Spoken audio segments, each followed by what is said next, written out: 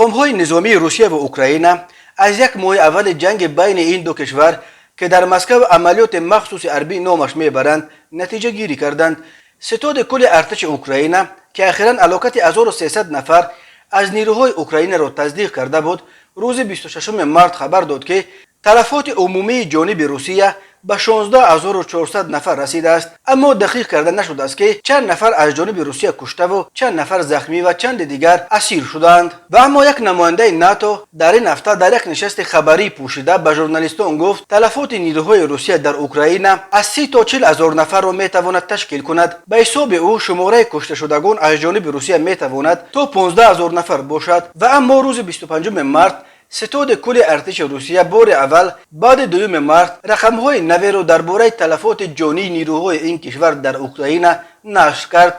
بنابراین ارقام از اول عملیات مخصوص حربی در اوکراین 1351 نظامی روسیه کشته و 3825 نفر زخمی شدند. ستاد کل ارتش روسیه در این زمان تلفات جانب اوکراین را حدود 30000 نفر رقم زده.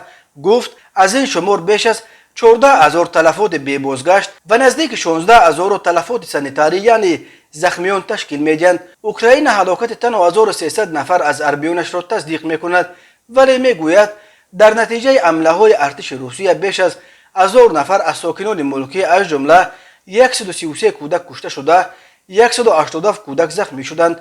شماره گریزها از اوکراین باشد به حساب سازمان ملل از 3.5 میلیون نفر گذشت. به حساب وزارت مدافع روسیه جانب اوکراین در یک ماه اول 1587 تانک و ماشین‌های زیرپوش از 2416 چنین تکنیک نظامی داشته را از دست داد. همچنین از 152 هواپیماهای حربی اوکراین تنها 112 هواپیما و از 149 چرخبال همگی 75 چرخبال باقی مانده.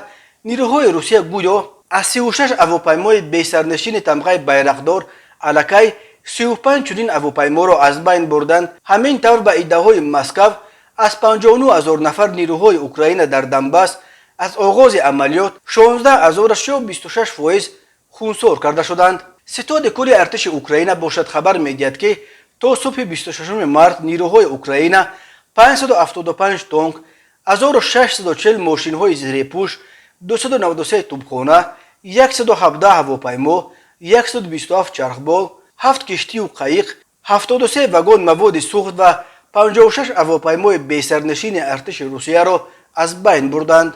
نماینده ناتو در نشست پوشیده‌اش روسیه را به آن ابدار کرد که تا حال به شیوه‌های دهشتبار دوران جنگ دوم جهانی جنگ می‌کند و اگر در جنوب اوکراین و آن هم در بهای عاقبت‌های فاجعه‌بار بمباران شهرها به پیشرفت‌ها نائل شده باشد، ولی در سه سمت اساسی حمله‌اش کیف، خارکوف و چرنیگوف به بنبست افتاده است. گفته است این نماینده ناتو بدون بردن نام اکثر کشورهای دنیا حمله روسیه به اوکراین را محکوم میکنند و به ضد روسیه تحریمات سنگین جاری کردند.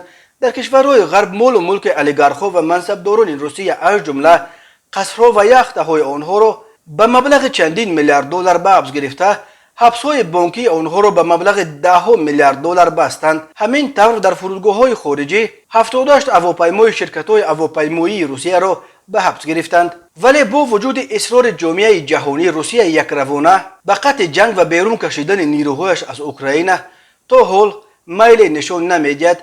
ولادیمیر مدینسکی رهبر هیئت روسیه در مذاکرات با اوکراین گفت قراردادهای صلح با کیف در صورت امضا خواهد شد که اگر اوکراین حل صلح کرده شده هیچگاه عزم پیوستن به ناتو نکند و از دست دادن کریم و دنباس را بپذیرد. اوکراین این شرطها را غیر قابل قبول مینامد و آتش بس بدون قید و شرط و خروج نیز بدون قید و شرط ارتش روسیه را از قلمروش طلب دارد.